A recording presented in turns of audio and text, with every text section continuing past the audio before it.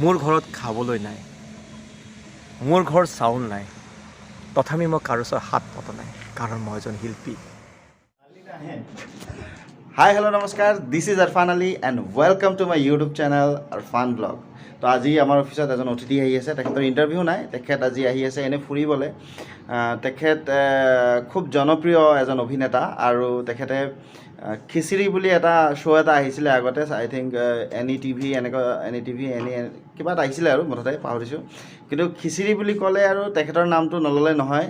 ৰাজীৱ ক্ৰ'। আৰু ৰাজীৱ ক্ৰ' দা বৰ্তমান আহি আছে আৰু আহি পাব আৰু ৰাস্তাতে আছে। গতিকে তেখেত আহি আছে, আজি তেখেতৰ লগত কিছু কথা বতৰা পাতিম মোৰ চেনেলত আৰু দেখাই আছোঁ আপোনালোকক কি হয়। গোটেইখিনি বস্তু চাই থাকক আগলৈ।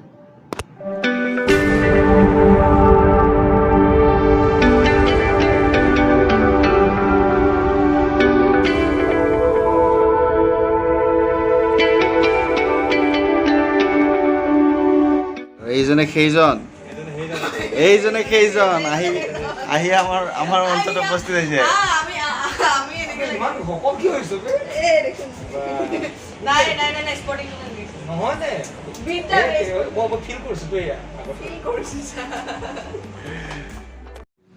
তো অলপ আগতে আপোনালোকক কৈছিলোঁ যে আমাৰ মাজত আহিব খিচিৰিৰ এজন জনপ্ৰিয় অভিনেতা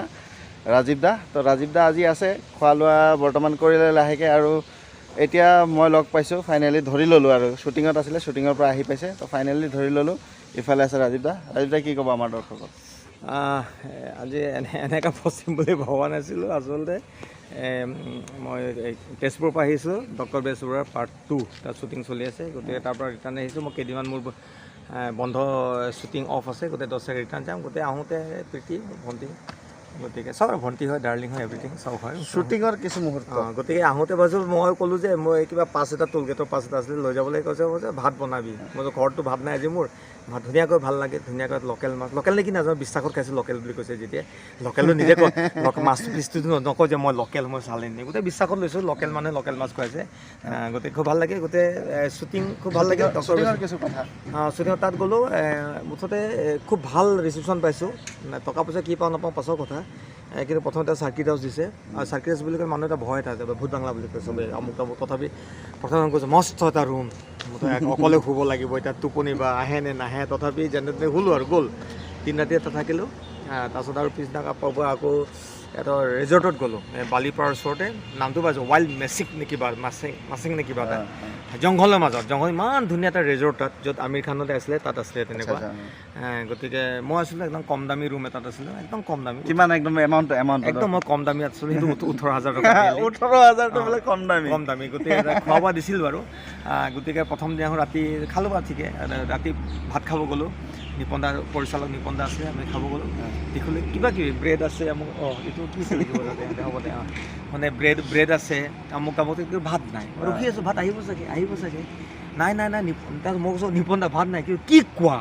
ভাত নাই? আৰু যিটো মেনেজাৰজনী থাকে তাইক ক'লোঁ যে ওৱান ৰাইচ, কৈছোঁ উইদিন চাৰ্ভ ৰাইচ, মানে বিদেশীবিলাক আহেতো সেইকাৰণে। তাৰ লাষ্টত কি কৰোঁ যে মই আই ওৱান ৰাইচ, মই ভাত নহ'লে মোৰ ৰাতি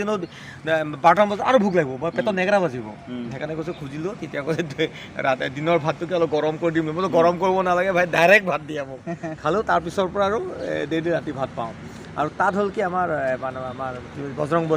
বজৰংবলী দল, ইমান বজৰংবলী মানে বান্দৰৰ দল। প্ৰথমে কৈছে বহুত বান্দৰ আছে, 300ৰ ওপৰত বান্দৰ আছে। তাৰপিছত বান্দৰ দেখাই নাপাওঁ। পিছদিনাখন ৰাতি তেওঁলোকে যিটো কাম কৰি গ'ল, মোৰ গাড়ীখন ধূলিটো পৰি আছে, গোটেই কুঁৱলী পৰিছে, তলতো বোকা চোকা হৈ থাকে, গোটেই লিপিত হৈ গৈছে, সিহঁতে তলে ওপৰে গোটেই লিপিত হৈ গৈছে। আৰু এই কিবা গ্লাছত চাকি সিহঁতে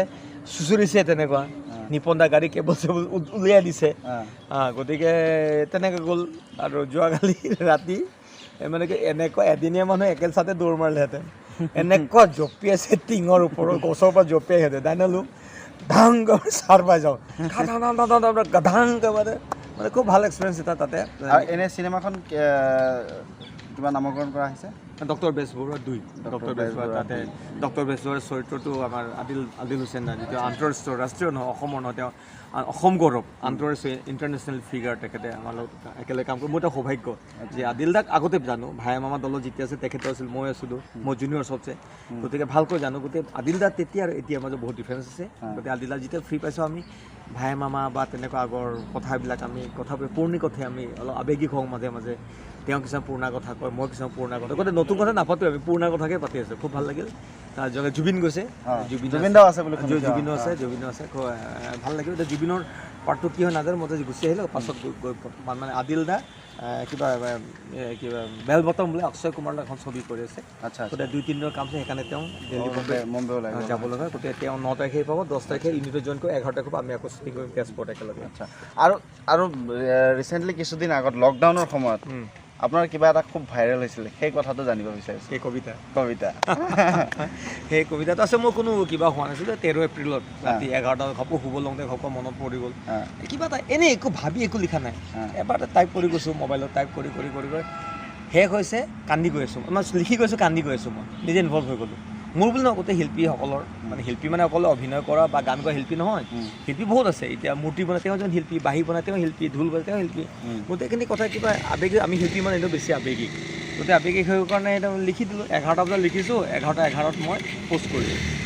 ৰাতিয়ে মনজিৎ মহন্তদেৱে মোক ফোন কৰিছিল তোমাৰ কি অসুবিধা হৈছে ঘৰটো বোলে দাদা মোৰ নহয়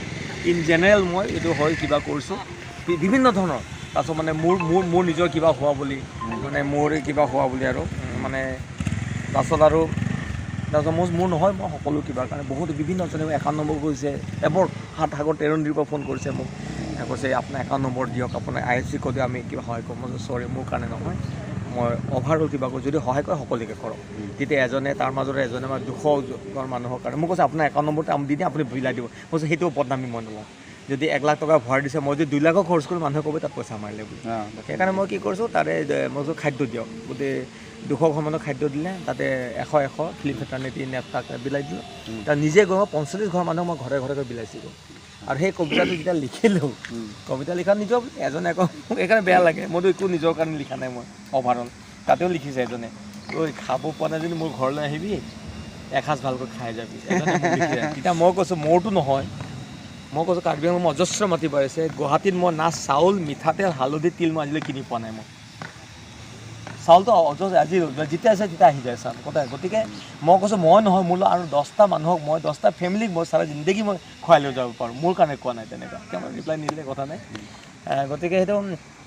খুব কষ্টকৰ কবিতা এটা আছিলে নিজে আবৃত্তি কৰিলোঁ তাৰ মাজতে আকৌ কিছুমানে পাৰিচি কৰিলে মানে তোমালোক সংবাদকৰ্মী মানুহৰ কথা বেয়া নাপাবা তাতে এজনে মই শিল্পীটো উঠাই এজনে লিখিছে মই এজন সংবাদকৰ্মী বুলি সংবাদকৰ্মী গোটেইখিনি একেই আছে মোৰ এটা প্ৰিণ্টিং মিষ্টেক হৈছে প্ৰিণ্টিং মিষ্টেক তেখেতৰ প্ৰিণ্টিং মিষ্টেক হৈছে গতিকে মানে সংবাদকৰ্মী বুলি কৰিলে কিছুমান বস্তু নিমিলে কিছুমান মিলিছে কিন্তু সংবাদকৰ্মী শিল্পী কিছুমান বস্তু কিছুমান নিমিলে গতিকে কিছুমানে এজনে আকৌ মোক ক'লে ফোন কৰে বেলেগৰ মাৰি দিলে আপুনি মানে সংবাদকৰ্মী কৈছে শিল্পী লগাই দিলে দাদা যি কয় এইটো মই কৈছোঁ যে 13 এপ্ৰিল ৰাতি 11:11 মই পোষ্ট কৰিছোঁ 11:11 আগত 1 ছেকেণ্ড আগতো যদি ফ্ৰেকশ্যন আগতে কোনোবা পোষ্ট কৰিছে তেতিয়া কম যে মই চুৰ কৰিছোঁ মোক দেখাওক পোষ্টটো কৰি দেখাওক মই চেলেঞ্জ দিছোঁ তেতিয়া সেই তেনেকুৱা দুটা ফাঁকি যদি আমাৰ দৰ্শকলৈ হৈ যায় কবিতাটো সেইটো তেতিয়া অলপ আৱেগিক ননসং বাজে অলপ কিবা মনতো নাই বহুত দীঘল কবিতা মোৰ ঘৰত খাবলৈ নাই মোৰ ঘৰ চাউল নাই তথাপি মই কাৰো ওচৰত হাত পতা নাই কাৰণ মই এজন শিল্পী মোৰ ল'ৰা ছোৱালী ভোকত কান্দিছে কিন্তু সেই কান্দোন কোনো শুনা নাই কাৰণ তেওঁ এজন শিল্পীৰ সন্তান মোৰ ল'ৰা ছোৱালী যেতিয়া সুদা ভাত খায় তেতিয়া আইতাকে যেতিয়া সোধে ফোন কৰে তেতিয়া কয় আইতা আমি মাংস ভাত খাইছোঁ মানুহ যদি যেতিয়া ওচৰ চুবুৰীয়াৰ লগত নিজৰ আমাৰ ঘৰৰ কথা কয় তেতিয়া সকলোৱে হাঁহি কথাটো উলিয়াই দিয়ে কাৰণ তেখেত এজন শিল্পীৰ পত্নী মেল মিটিঙত যাওঁ এখন গামোচা আৰু ফুলৰ বুকেদি ঘণ্টাই ঘণ্টাই বহাই থয় এতে ফুলদানিৰ দৰে কিন্তু আশীৰ্বৰ সময়ত তেলৰ দামটোকে নিদিয়ে কাৰণ মই এজন শিল্পী আজীৱন আনক মনোৰঞ্জন দিছোঁ কিন্তু আজি মোক মনোৰঞ্জন দিবলৈ কোনো অহা নাই কাৰণ মই এজন শিল্পী গতিকে মই এজন শিল্পী জীয়াই থাকিম কাৰণ মই ৰাইজৰ শিল্পী ৰাইজে মোক শিল্পী ভাবিছে গতিকে মই ৰাইজৰ কাৰণে আজীৱন কাম কৰোঁ যে শিল্পী জীয়াই যাম কাৰণ মই এজন শিল্পী থেংক ইউ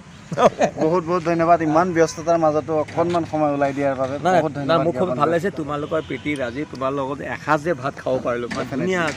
ধুনীয়া ভাত এসাঁজ খাব পাৰিলোঁ সেইকাৰণে খুব ভাল লাগে ধন্যবাদ থেংক ইউ ছ' মাছ অ'কে থেংক ইউ ধন্যবাদ বাই আই হোপ আপোনালোকৰ ভিডিঅ'টো ভাল লাগিল যদি ভাল লাগে তেনেহ'লে লাইক শ্বেয়াৰ আৰু কমেণ্ট কৰিব আৰু ঠিক এনেধৰণৰ ভিডিঅ'বোৰ চাবলৈ মোৰ চেনেলটো ছাবস্ক্ৰাইব কৰি ল'ব আজিলৈ ইমানতে সামৰিছোঁ লগ পাম পুনৰ এটি নতুন ভিডিঅ'লৈ তেতিয়ালৈ জয় হিন্দ জয় আই অসম